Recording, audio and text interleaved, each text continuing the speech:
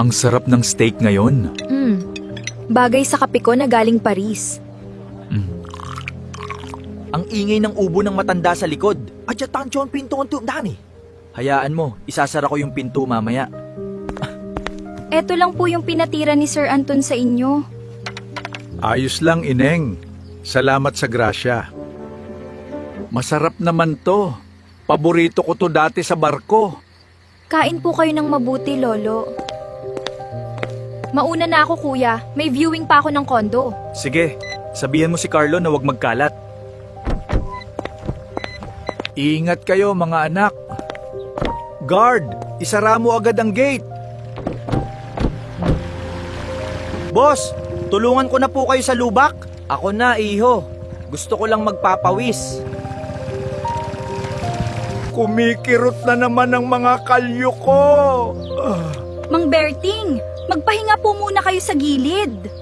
Kawawa naman ang batang yun. Wala man lang bang tirang kanin dito?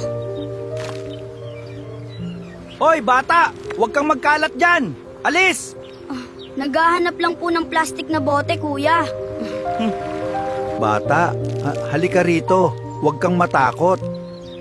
Para sa akin po ba yan, Lolo? 2 araw na po kasi akong hindi kumakain. Sige na, kunin mo na to. Malinis yan. Ang sarap po! Nako, huwag kang magmadali at baka ka mabilaukan. Ay, Diyos ko! Ang gulong! Lolo, sandali lang po. Ako na. Ayun! Ligtas na po kayo! Salamat, iho. Pasensya na sa abala. Eto po yung picture nyo, Lolo. Mga anak nyo po ba to? Oo, pero malalaki na sila ngayon. Ang tapang naman ng mga kamay nyo, Lolo. Ang daming sugat. Hindi ka ba nandiri sa akin, iho? Bakit naman po? Mas madumi pa nga po ako sa inyo eh. Napakabuti mong bata. Nasaan ba ang mga magulang mo? Bakit mag-isa ka? Wala na po.